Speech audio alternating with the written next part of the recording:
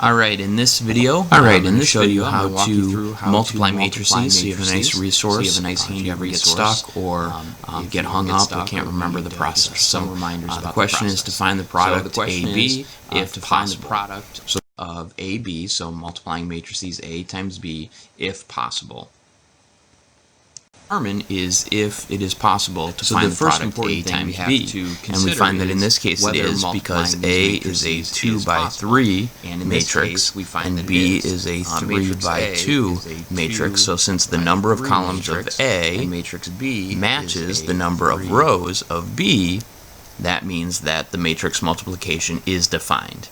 And it also means that our resulting matrix is going to be a 2 by 2 matrix, the number of rows of A and the number of columns of B. Now we can go through the steps to find the product, which we will call matrix C. So since it's a 2 by 2, we're going to end up having 4 total cells. The first one we call 1, 1, so that means we're taking row 1 from matrix A and multiplying it by column 1 from matrix B. So we multiply the corresponding elements, 1 times 1, plus 2 times 2, plus 3 times 0, add up those products for a total of 5. We continue on and we find the remaining products. So now we have product 1, 2, so that means we take row number 1 from matrix A, multiply by column number 2 from matrix B, multiply the corresponding elements, 1 times 0, plus 2 times 1, plus 3 times negative 1, add those up for a total of negative 1. And then we go C2, 1, so that means row number 2 from matrix A times column number 2 from matrix B, multiply the corresponding elements, 0 times 1, plus 1 times 2, plus negative 1 times 0, add up those products for a total of item 2, 2.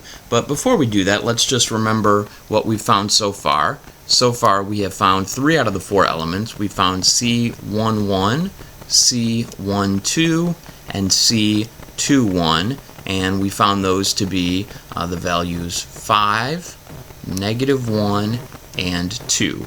So now last we need item 2, 2, which would be row number 2 from matrix A times column number 2 from matrix B.